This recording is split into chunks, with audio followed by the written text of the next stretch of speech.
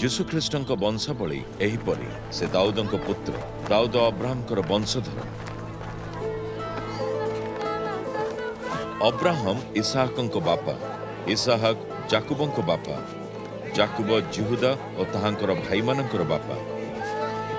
ଜିହୁଦା ଫେରସ ଓ ସେରହଙ୍କ ବାପା, ତାମର ସେମାନଙ୍କ ମା।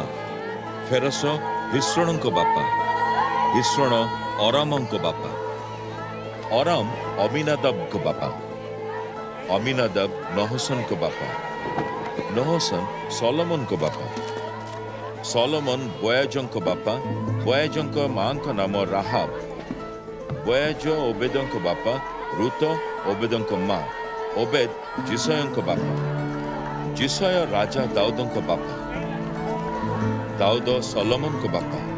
ସଲୋମନଙ୍କ ମା ଆଗରୁ ଉରିୟଙ୍କ ସ୍ତ୍ରୀ ଥିଲେ।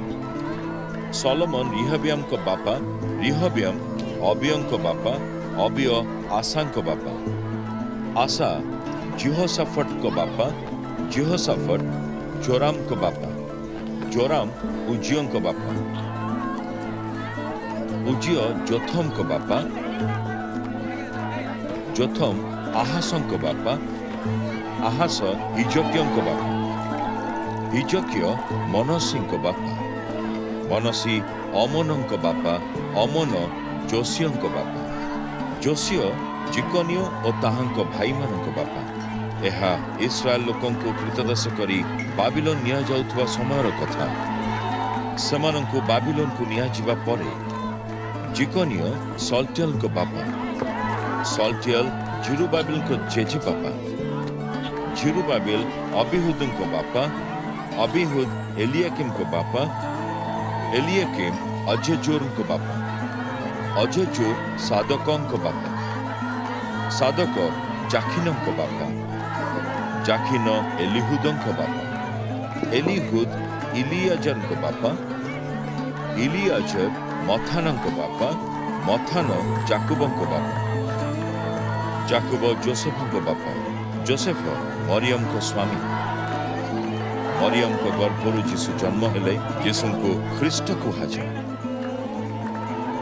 ଏହିଭଳି ଭାବରେ ଅବ୍ରାହମଙ୍କ ଠାରୁ ଦାଉଦଙ୍କ ପର୍ଯ୍ୟନ୍ତ ହେଲେ ମୋଟ 14 ପୁରୁଷ। ଦାଉଦଙ୍କ ଠାରୁ କ୍ରୀତଦାସ ରୂପେ ବାବିଲୋନରେ ପହଞ୍ଚିବା ପର୍ଯ୍ୟନ୍ତ 14 ପୁରୁଷ ଓ କ୍ରୀତଦାସ ରୂପେ ବାବିଲୋନରେ ପହଞ୍ଚିବା ପରଠାରୁ ଖ୍ରୀଷ୍ଟଙ୍କ ଜନ୍ମ ପର୍ଯ୍ୟନ୍ତ ହେଲେ 14 ପୁରୁଷ।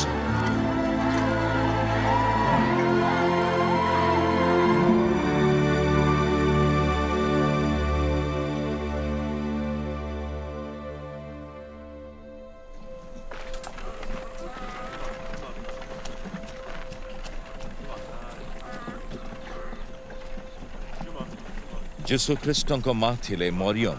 ଯୀଶୁଖ୍ରୀଷ୍ଟଙ୍କ ଜନ୍ମ ଏହିଭଳି ହୋଇଥିଲା। ମରିୟମଙ୍କର ଯୋସେଫଙ୍କ ସହିତ ବିବାହ ସ୍ଥିର ହୋଇଥିଲା।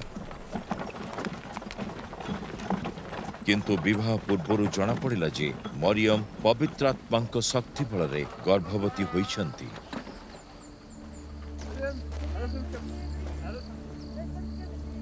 କିନ୍ତୁ ତାଙ୍କର ଭାବିପତି ଯୋସେଫ ଜଣେ ଧାର୍ମିକ ଲୋକ ଥିଲେ। ଲୋକମାନଙ୍କ ଆଗରେ ମରିୟମକୁ ଅପମାନ କରିବା ସେ ଚାହୁଁନଥିଲେ। ସେ ତାହାଙ୍କୁ ଛାଡ଼ପତ୍ର ଦେବା ପାଇଁ ଗୋପନରେ ଯୋଜନା କଲେ। କିନ୍ତୁ ଯୋସେଫ ଯେତେବେଳେ ଏକଥା ଭାବୁଥିଲେ, ସେତେବେଳେ ସ୍ୱପ୍ନରେ ଦର୍ଶନ ପାଇଲେ ପ୍ରଭୁଙ୍କର ଜଣେ ଦୂତ ତାହାଙ୍କ ପାଖକୁ ଆସି କହିଲେ, ହେ ଦାଉଦଙ୍କ ସନ୍ତାନ ଯୋସେଫ, ତୁମ୍ଭେ ମରିୟମକୁ ଆପଣା ସ୍ତ୍ରୀ ରୂପେ ଗ୍ରହଣ କରିବାକୁ ଭୟ କର ନାହିଁ, କାରଣ ତାହାଙ୍କ ଗର୍ଭରେ ଥିବା ଶିଶୁଟି ପବିତ୍ର ଆତ୍ମାଙ୍କର। ମରିୟମ ପୁତ୍ର ସନ୍ତାନଟିଏ ଜନ୍ମ ଦେବେ। ତୁମ୍ଭେ ତାହାଙ୍କ ନାମ ଯୀଶୁ ରଖିବ, କାରଣ ସେ ନିଜ ଲୋକମାନଙ୍କୁ ସେମାନଙ୍କ ପାପରୁ ରକ୍ଷା କରିବେ। ଭବିଷ୍ୟତ ବକ୍ତାଙ୍କ ମାଧ୍ୟମରେ ପ୍ରଭୁ ଯାହା କହିଥିଲେ ତାହା ସଫଳ କରିବା ନିମନ୍ତେ ଏହା ଘଟିଲା। ଜଣେ କୁମାରୀ କନ୍ୟା ଗର୍ଭବତୀ ହୋଇ ପୁତ୍ର ସନ୍ତାନଟିଏ ପ୍ରସବ କରିବେ। ଲୋକେ ତାହାଙ୍କ ନାମ ଇମାନୁଏଲ ଦେବେ। ଇମାନୁଏଲର ଅର୍ଥ ପରମେଶ୍ୱର ଆମ୍ଭ ସହିତ ଅଛନ୍ତି।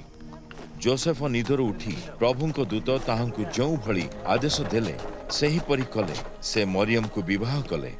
କିନ୍ତୁ ମରିୟମ ପୁତ୍ର ସନ୍ତାନକୁ ଜନ୍ମ ନ ଦେବା ପର୍ଯ୍ୟନ୍ତ ସେ ତାହାଙ୍କ ସହିତ ସହବାସ କରିନଥିଲେ। ଆଉ ଯୋସେଫ ପୁଅଟିର ନାମ ଯୀଶୁ ରଖିଲେ।